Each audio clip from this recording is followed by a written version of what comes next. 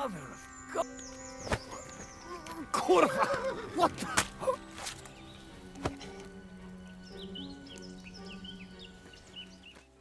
Hey everybody, in this video I'm going to walk through the Lackey Quest in Kingdom Come Deliverance 2, specifically the section involving the bandit camp where you need to rescue Pepik the horse, and how I completed the optional side objective of disposing of all the poachers. Alright, so first off, I'll just briefly touch on how I activated the quest. So if you've already gotten to this point, you can skip ahead, but this is how I came across it. And I'm honestly not sure if this is a prerequisite, but I found it by going through the Find Mutt quest that you get at the beginning of the game. So that has you going through a variety of areas and tracking down a number of leads, which eventually leads you to the shepherd, who suggests that you then go talk to the gamekeeper.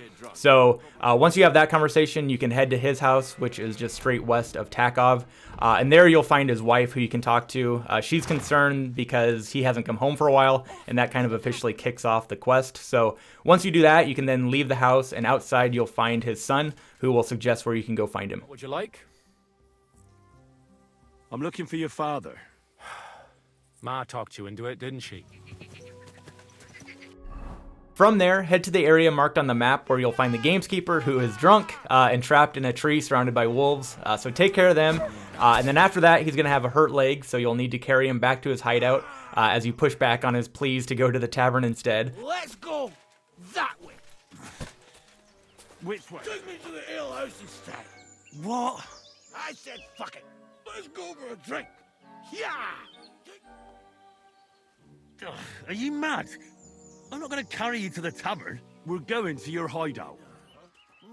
Once you reach his camp, though, he'll talk about Pepik, his horse, who's now also lost. So if you agree to track him down as well, that will then lead you to the bandit camp. You led him along the path. That must be the Poachers' camp. I've got to be careful now. Okay, so that takes us back to the bandit camp where Pepik is located. So at this point, you're going to have 5 poachers that you need to deal with. And you can technically try and just go and fight them all head on, which is what I originally tried to do. However, I quickly dropped that idea and instead just went for a full stealth strategy. The camp is surrounded by large rocks, though, so if you do want to try a more brute force method, I would recommend taking the high ground first and then using a bow or a crossbow just to do some initial damage. You'll still probably have to end up fighting multiple enemies at once. However, this will help even the odds a little bit. And one of them is like fully armored, so that does make things a little bit more challenging as well. So as mentioned, I went away from that, just removed all my armor and gear, which is super noisy, as you can see from my stats, and just changed into basically just a sword and dagger, but that drops my noise level down to 0, allowing for quiet movement. And then just for reference, this is where the camp's located on the map, so just northwest a little bit of Schrawgs Castle. And then here you can see the objectives that we're working on as well for the quest. Okay, so now actually getting into things here. This time we're not going to just go straight into the front entrance there. I've got my zero noise kit on, so just take a big loop around on the left side to the back, and you'll see this big boulder where you kind of get a nice vantage point of the back side of the camp. So you can see where I was at on the map there. But typically, again, this isn't going to be the same every time. They've kind of got paths that they walk and the timing and whatnot, but you'll more than likely see 1 or 2 guys back there. You can see that second guy leaving, which is good timing, but a lot of times you should see one guy sitting on this log here eating dinner, so that's a really easy opportunity to get your first stealth kill. And if you don't have a dagger equipped, that's not going to work. It's a prerequisite for getting stealth kills, so if you don't have like the prompt, that may be why. So make sure you have a dagger. Once you take care of him, as you saw, quickly pick up his body and then just kind of move him somewhere out of the way. I take him up here, and he'll have some loot and whatnot, so if you want to look through that stuff, but just making sure that his body isn't sitting in the camp, as somebody will probably discover him. So got him out of the way, and then we can move over back to this boulder and just kind of survey the area and see where everybody's at now.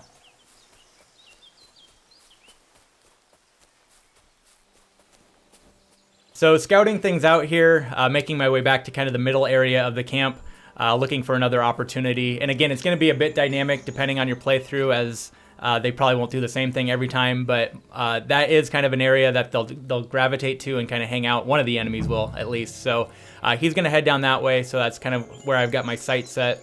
There is another enemy that will typically be on your left here. It's usually the armored enemy, as you can see there, so keep an eye out on him.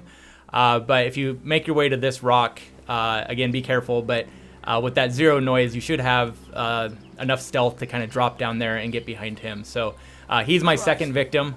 However, this one, if we notice on this kill, I got the prompt where I needed to follow up with inputs. So if we look at in slow motion, the blue icon, that says you need to time an attack input.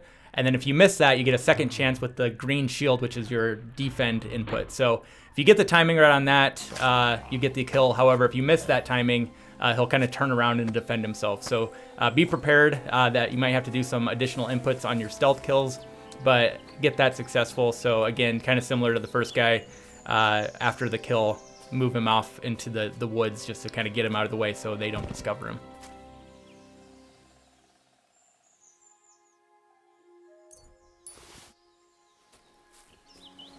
After that, I'd kind of lost a feel for where the other 3 bandits were, so I just looped around to the top to that high point where you can get a bird's eye view of the entire camp, basically. So that'd probably be my main tip for this, is just to be patient. It's not a timed event or anything, and as long as you hide your bodies, you've got plenty of time to just look around and wait for an opportune moment, depending on where they move to. So there you can see I spot one of them. Still not quite sure where the other 2 were, but noticed he was moving to the back side of the camp.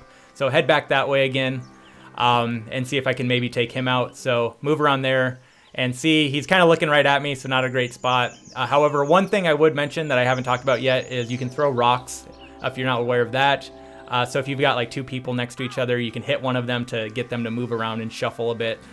Depending on how risky you want to be with this, it seems like they're maybe a little bit lenient on what their visual ability is. As you can see, he doesn't spot me and I'm looking right at him. But that was enough for him to like move around and separate the armor guy. This was a different playthrough, but just as an example. So that is a tool at your disposal as well. So I was able to take him out in that case. But going back to the actual playthrough where I completed this, in this case, the armor guy had moved back to that same position where we took out the second guy. So basically just did the exact same thing as I was kind of looping around the map. Just good timing, I guess. So again, just kind of waiting for opportunities. Was able to just sneak up on him and basically do the exact same thing.